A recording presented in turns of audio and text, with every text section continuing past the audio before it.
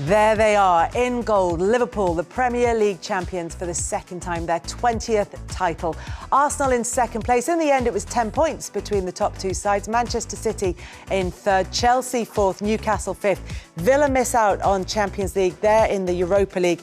Nottingham Forest in the conference place. There could potentially, depending on what happens with Chelsea, be places further down, but we'll talk about that when we come to it. Meanwhile, down at the other end of the table, we've known for a few weeks now that the teams who were promoted from the Championship are the teams who will be going back to the Championship next season. Southampton, Ipswich and Leicester. Spurs, the Europa League winners, in 17th place in the table. Manchester United ended the season with a win, but it only takes them up to 15th in the table, and only that on goal difference above Wolves. As Enzo Maresca was punchy yesterday on Chelsea's qualification for the Champions League. He had a message for, which we won't repeat, but he did have a message for the people who'd maybe suggested that Chelsea might not qualify for the Champions League and that would be a disastrous season for them. Yeah, well, it would have been. You know, when you're looking at the monies and the PSR situation that Chelsea find themselves in, and the fact that they're a club that's spent so much money, they have to be in it.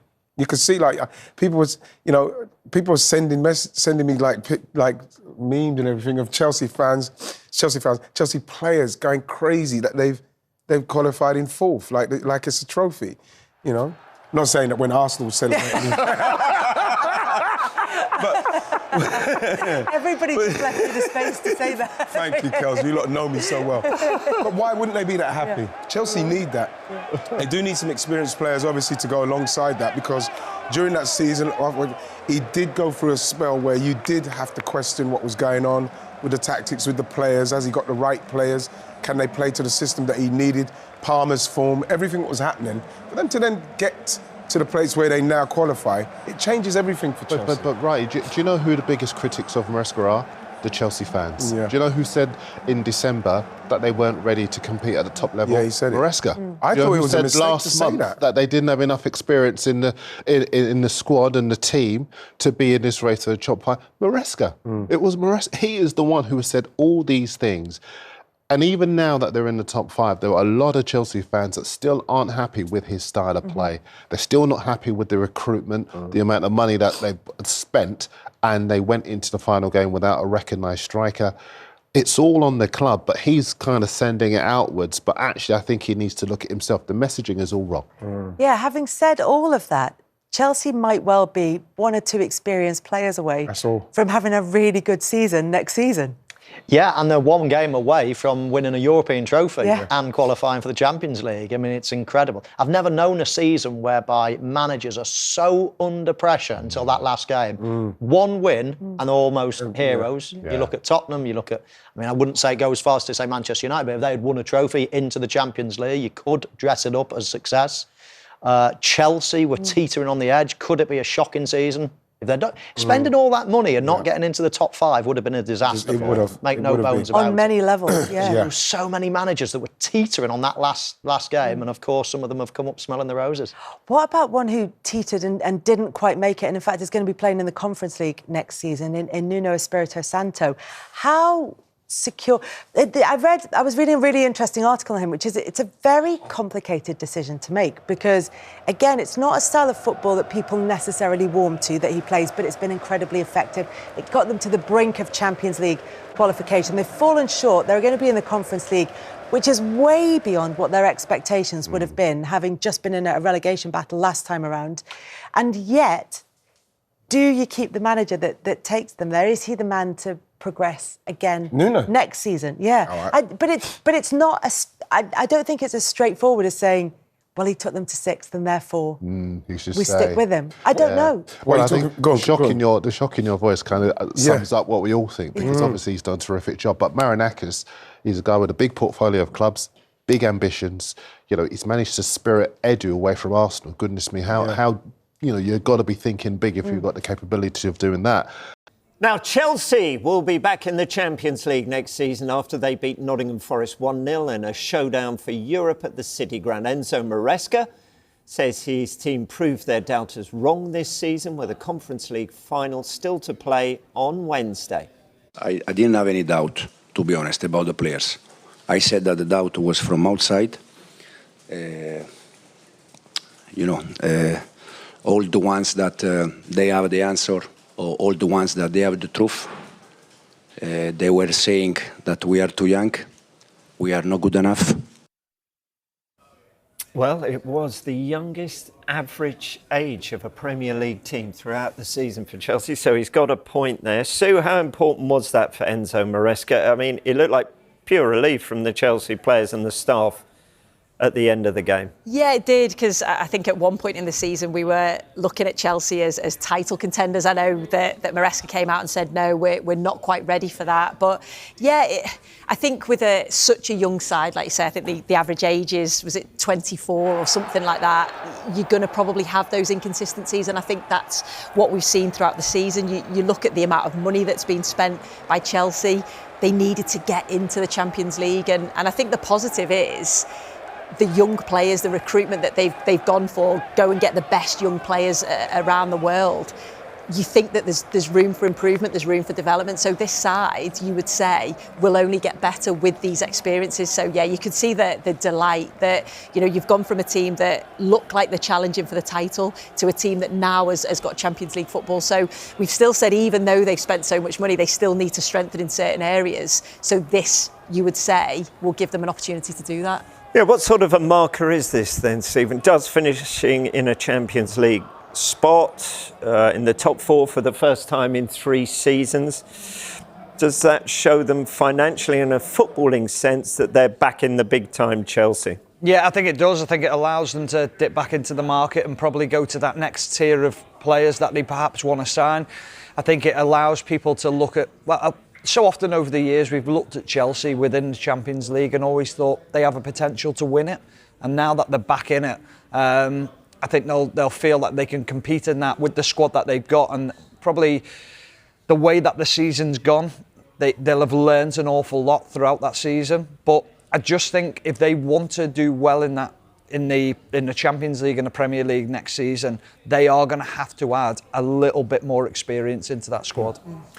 But they can attract that now, and they're fishing in a different pond than if the results had gone against them. Yeah, 100%, and I think that's the big thing now is that there'll be players that they probably had in mind if they qualify for the Champions League, and if they didn't qualify for the Champions League, there was another pool of players that they would have gone in for. So now it allows them to dine at the top table. Yeah, but this policy of youngsters is still there. I mean, it was Levi Colwill who got the goal yesterday. He, Trevor Chalobah, Reece James, Cole Palmer, Noni Madueke, all in that England squad, which is incredible, really, isn't it?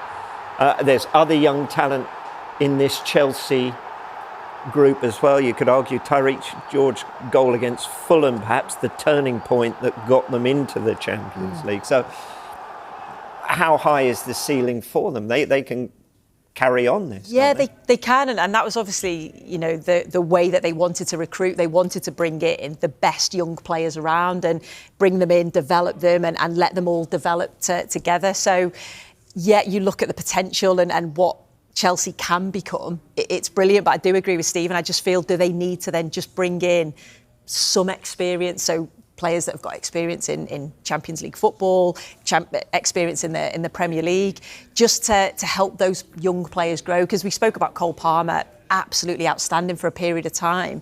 He then had a little dip in form. Is that where maybe you need that experienced player in and around him to I suppose, just help him and guide him through? So maybe that's another option, or will they stick with the recruitment that they had last year? Yeah, an experienced player, not got anything on next season. Stephen, you can...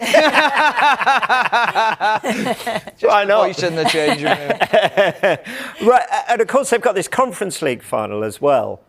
I mean, we could debate forever and ever whether it's fair that Betis got to play Friday night. Chelsea had to play away at Forest 4:00. But do they play the same team? Jackson will be back for the Conference League final, though. Yeah, I think that's the hard thing with Maresca. He chops and changes, doesn't he, as who he thinks is who's going to be most suited to win the game. But I think Jackson does play. I think he changes the dynamic of the attack for Chelsea in the way that he stretches the back line. I know people will say, well, he's not as clinical, but I think he changes the way that their style of play ever so slightly, and it does allow more space for the likes of Cole Palmer to get on the ball. Yeah, I mean, it was a very mature performance. It was. From Chelsea yesterday. Very disciplined, especially defensively. Is this first season been a success for Maresca? And they've still got this Club World Cup, which if they were to go and win it, and there's some pretty good teams in it, but if they were to go and win it, that's another 100 million into the club coffers. So, I mean, this could be phenomenal. Yeah, absolutely. You go and win the Europa Conference League, you finish in the Champions League spots, you go and then win that competition as well. I know that some fans have maybe been frustrated with the style of play and, you know, Maresca's patient build-up play, liking to play the ball out from the back. But if they're winning trophies, they're getting to the Champions League this year, then you look at next season, if they do bring in other players that they want to bring in to strengthen, they then start competing at the top end and challenging for titles, then I'm sure everybody at Chelsea Football Club will be happy, because it is about the development, isn't it? It is about making sure that these players, we speak about Caicedo, I think he's been a real standout for a lot of the season. He came in for a lot of money, a lot of pressure and expectation on him. I think this season we're actually seeing the best of him. Lavia, we always speak about him and keeping him fit and available. And Reece James as well, you speak about having, you know, an experienced player. He's one of the more experienced players, isn't he? When he's playing at right back, the quality that he can provide, whether it's going forward or from a defensive perspective, that leader in the dressing room, he's certainly one of them. So it is about developing these players to becoming that team that's going to challenge right at the top. It's also important that we don't forget he's young in his managerial career, so he's still developing and learning on the job, really. And to learn at such a big club like Chelsea and that weight of expectation, and also as well, he knows how much the club has spent. They know he knows what's been spent on the squad, and there's almost you should be succeeding, you should be doing better. So for him to get Champions League football this year is a great achievement, but now it's where will he grow, how much will he grow, and how much will he improve as a manager and improve the team next year. Okay, we're going to chat Forest in a second, but let's draw your attention to the bottom of your screen right now. Erik ten Hag signing that deal with Bayer Leverkusen.